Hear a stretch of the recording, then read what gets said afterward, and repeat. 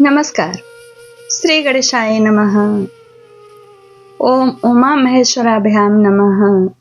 आप सबकी जय हो। श्रावण मास महात्म्य कथा में आज मैं अष्टमों अध्याय का हिंदी में अर्थ सुनाऊंगी। इस अध्याय में श्रावण मास में किए जाने वाले बुद्ध गुरु के व्रत का वर्णन है और जिसने किया उसको क्या प्राप्त हुआ, इसके प्रभाव और महात्म्य का वर्णन है कि कितना प्रभावशाली है बुध और गुरुवार का व्रत श्रावण मास में। शुरू से आखिरी तक कथा को सुनिएगा क्योंकि कुछ न कुछ आपके लिए जानकारी इसमें अवश्य रहती है और कथा सुनने का भी महात्म्य है, इसलिए शुरू से आखिरी तक सुनिए। मेरे चैनल को सब्सक्राइब करिएगा, कथा को लाइक करिएगा, कमेंट्स के द्वारा मुझसे जुड़िए या भगवान शिव के श्री चरणों में जयकारा लगाइए और शेयर करके अपने ही धर्म का प्रचार प्रसार करें। आइए सुनिए। ईश्वर बोले, हे सनत कुमार, अब मैं समस्त पापों का नाश करने वाले बुद्ध गुरु व्रत का वर्णन करूंगा, जिसके श्रद्धा पूर्वक करके मनुष्य परम सिद्धि प्राप्त करता है। ब्रह्मा जी ने चंद्रमा को ब्राह्मणों के राजा के रूप में अभिषिक्त किया। किसी समय उसने रूप तथा यौवन से संपन्न तारा नामक गुरु पत्नी को देखा। उसके रूप संपदा से मोहित होकर वह काम के वशीभूत हो गया और उसे उसने अपने घर में रख लिया। इस प्रकार बहुत दिन बीतने पर उसे बुद्ध नामक एक पुत्र हुआ, जो बुद्धिमान, सौंदर्यशाली तथा सभी शुभ लक्षणों से युक्त था। गुरु बृहस्पति को जब ज्ञात हुआ कि तारा चंद्रमा के घर में विद्यमान है, तब उन्होंने चंद्रमा से कहा कि मेरी पत्नी को वापस कर दो। अनेक तरह से समझाने पर भी जब चंद्रमा ने तारा को नहीं दिया, तब बृहस्पति ने देवताओं की सभा में जाकर देवराज इंद्र को यह वृतांत बतलाया और कहा, हे शक्र, आप देवताओं के राजा हैं, अतः अपनी आज्ञा से आप उसे दिलाइए, अन्यथा उस चंद्रमा के द्वारा किया गया पाप आपको ही निसंदेह लगेगा, क्योंकि शास्त्र निर्णय के अनुसार प्रजा के द्वारा किए गए पाप को राजा भोगता है। पुराण में भी ऐसा कहा गया है कि दुर्बल का बल राजा होता है। गुरु का यह वचन सुनकर इंद्र ने चंद्रमा को बुलाकर रोष पूर्वक आदेश दिया, हे विधो, गुरु की भार्या को वापस दे दो। देवेंद्र का वचन सुनकर चंद्रमा ने कहा, मैं आपकी आज्ञा से तारा को तो दे दूंगा, किंतु इस पुत्र को नहीं दूंगा। शास्त्र के अनुसार विचार करके देवताओं ने उस बुद्ध को चंद्रमा को दे दिया। इसके बाद गुरु को उदास देखकर देवताओं ने उन दोनों को वर प्रदान किया, हे चंद्र, अब तुम घर जाओ, यह तुम्हारा भी पुत्र है और बृहस्पति का भी होगा। यह तुम्हारा पुत्र ग्रहों में प्रतिष्ठित होगा। हे सुराचार्य, आप यह दूसरा भी शुभ वर ग्रहण कीजिए। जो बुद्धिमान व्यक्ति आप दोनों बुद्ध गुरु का व्रत मिलाकर करेगा, उसके संपूर्ण सिद्धि होगी। यह सत्य है, यह सत्य है, इसमें संदेह नहीं है।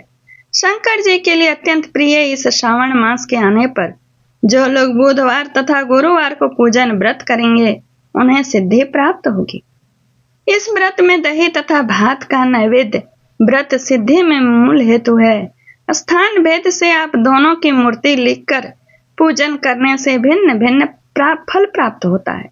यदि कोई हिंडोले के ऊपर स्थान पर आप दोनों की मूर्ति लिखकर पूजन करेगा, तो वह सर्वगुण संपन्न तथा दीर्घायु पुत्र प्राप्त करेगा।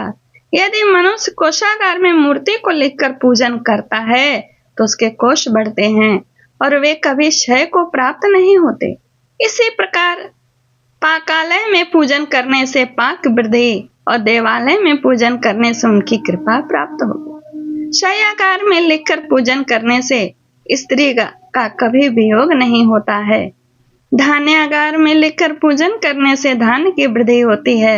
इस प्रकार मनुष्य उन फलों को प्राप्त करता है। इस प्रकार 7 वर्ष तक करने के तदंतर उद्यापन करना चाहिए।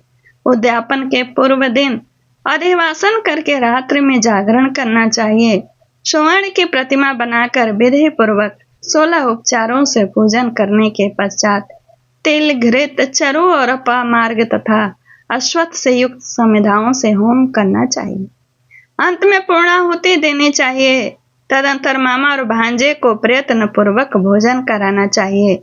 इसके बाद ब्राह्मणों को तथा अन्य लोगों को भी भोजन कराना चाहिए और स्वयं भी भोजन करना चाहिए। इस विधि से 7 वर्ष तक करने पर मनुष्य सभी मनोरथों को प्राप्त कर लेता है। जो इसे विद्या की कामना से करता है वह वेद और शास्त्रों के अर्थों को जानने वाला हो जाता है। बुद्ध बुद्धि प्रदान करते हैं और गुरु बृहस्पति गुरुता प्रदान करते हैं। सनत कुमार बोले, हे भगवान, आपने जो यह कहा, इस अवसर पर मामा तथा भांजे को भोजन कराना चाहिए, यदि बताने योग्य हो तो इसका कारण आप बताइए। ईश्वर बोले, यानी भगवान शिव, हे सनत कुमार, पूर्व काल में अत्यंत दीन तथा दरिद्र कोई 2 ब्राह्मण थे। वे मामा भांजे थे। उदर पूर्ति हेतु परिश्रम पूर्वक भ्रमण करते हुए वे दोनों किसी नगर में अन्न मांगने के लिए गए थे। उन्होंने घर घर में श्रावण मास में प्रत्येक वार को उस वार का व्रत होते हुए देखा, किंतु कभी भी बुद्ध गुरु का व्रत नहीं देखा था।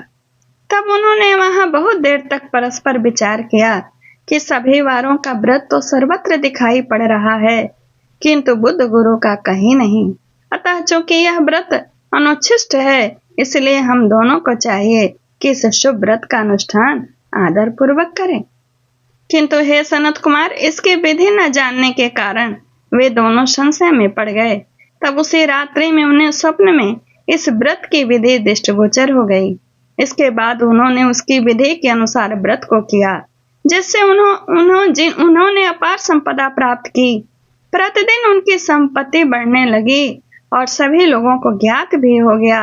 इस प्रकार 7 वर्ष तक करके वे पुत्र पौत्र आदि से संपन्न हो गए। तत्पश्चात उनके ऊपर प्रसन्न होकर बुद्ध और गुरु प्रकट हुए और उन्होंने उन दोनों को यह वर दिया कि आप दोनों हम दोनों के निमित्त इस व्रत को प्रवर्तित किया है। अतः आज से जो कोई भी इस शुभ व्रत को करे, उसे व्रत की समाप्ति पर मामा तथा भांजे को प्रयत्न पूर्वक भोजन कराना चाहिए। इस व्रत के प्रभाव से उसे सभी कामनाओं की परम सिद्धि हो जाती है और अंत में चंद्र सूर्य पर्यंत उसका हमारे लोक में वास होता है।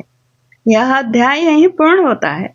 शेषकंद पुराण ईश्वर सनत कुमार संवादे श्रावण मास महात्म्य बुद्ध गुरु व्रत कथनम। ओम तत्सत, ओम तत्सत, ओम तत्सत।